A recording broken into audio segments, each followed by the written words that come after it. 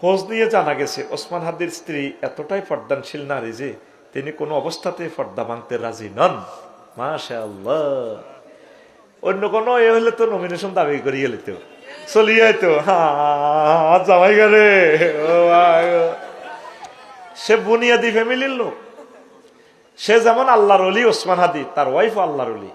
আল্লাহ আমার প্রিয় বোনের ভবিষ্যৎ, তুমি আল্লাহ তার জামিনদার হয়ে যাও।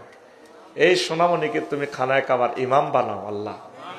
আমার ভাই বলেছে তার সন্তানটা দেখে রাখার জন্য আল্লাহ।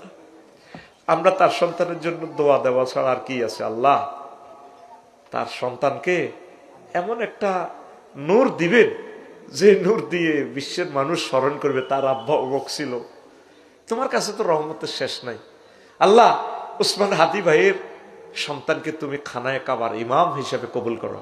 জ্যাঠাজি মেজোজন মানে তারা তিন ভাই। এই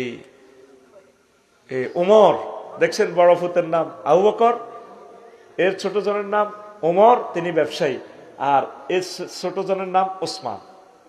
বোধ ওনার হাদি সাহেবের আর একটা সন্তান হইলে মনে নাম রাখতো আলী। কেমন নাম!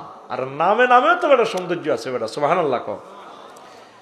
আল্লাহ দেখছেন ও পৃথিবীর মা বোনেরা, ওসমান হাদি ভাইয়ের ওয়াইফ থেকে শিখে নেন।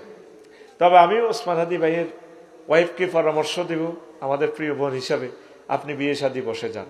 বিয়ে শাদী বসলেও ওসমান হাদি ভাইয়ের স্মৃতি রাখা যাবে, কোনো অসুবিধা নেই।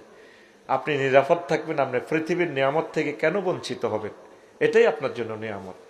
এই দরখাস্ত আমি আপনার কাছে রেখে গেলাম, আপনি সিদ্ধান্ত নেবেন। সুন্দরভাবে ইবলিসের সাথে ফাইট করার দরকার নেই। আপনি নিরাপদ থাকেন, সুন্দর থাকেন, সুস্থ থাকেন, দীর্ঘজীবী হন। পড়ি আমরা আমিন।